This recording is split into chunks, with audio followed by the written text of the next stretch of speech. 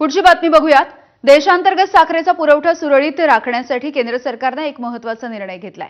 साखरेच्या निर्यातीवरती केंद्र सरकारने तातडीची बंदी लागू केली आहे आणि यामध्ये कच्ची साखर, पांढरी साखर आणि शुद्ध साखर यांचा समावेश आहे। 30 सप्टेंबर 2026 पर्यंत किंवा पुढचे आदेश येईपर्यंत साखर निर्यातीवरती ही बंदी लागू राहील। देशांतर्गत बाजारपेठेमध्ये साखरेच्या किमतीवरचा दबाव वाढतोय, त्यामुळे साखर निर्यातीवरती निर्बंध घालून देशांतर्गत साखरेचा पुरवठा सुधारेल आणि किमतींवरती नियंत्रण राहील, यासाठी हा निर्णय घेण्यात आला।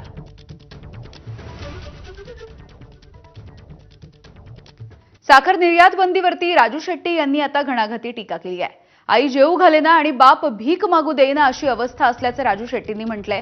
4 वर्ष एमएसपी न वाढवल्यामुळे साखरेचे दर स्थिर राहिल्याचं देखील शेट्टी म्हणतात। सरकार स्वतः देखील भाव वाढवत नाही आणि परदेशामध्ये देखील आम्हाला आमची साखर विकू देत नाही, असा आरोपही शेट्टींनी केलाय। सरकार जर का साखरेची एमएसपी वाढवणार नसेल,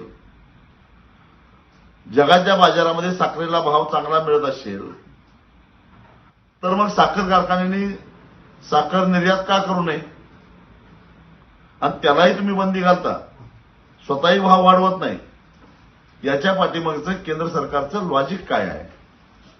पण त्याचा थेट परिणाम हा ऊस उत्पादक शेतकऱ्यांच्यावर व्हायला लागलेला आहे। हा जो सरकारचा निर्णय आहे तो मूर्खपणाचा आहे, भंपकपणाचा आहे असं मी म्हणेन। तर साखर निर्यात बंदीचा निर्णय घेऊन केंद्र सरकारने शेतकऱ्यांचं वाटोळं करायचं ठरवलंय की काय, अशी प्रतिक्रिया कोल्हापूरमधल्या शेतकऱ्यांनी दिली आहे।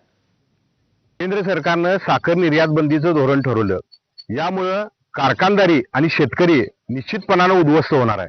कारण देशांतर्गत साखरेला कमी प्रमाणामध्ये भाव मिळतो आणि जर निर्यात साखर केली तर साखरेला चांगला भाव मिळण्याची शक्यता असते।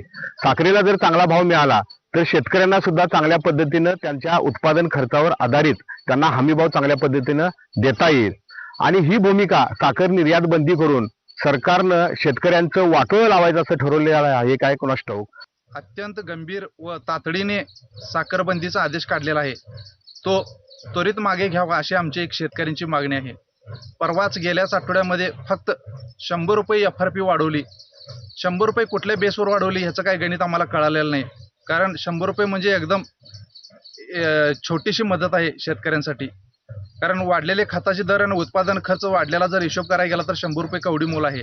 त्याचबरोबर आता लगेच साखर निर्यातीवर बंदी घालून शेतकऱ्यांच्या परत ताटामध्ये मीठ कालवण्याचं काम, अन्नामध्ये मीठ कालवण्याचं काम हे केंद्र सरकार केलेलं आहे। यानंतर या बुलेटिनमध्ये इथेच थांबतोय। पुढचे अपडेट्स प्रज्ञासोबत बघत रहा एबीपी माझा।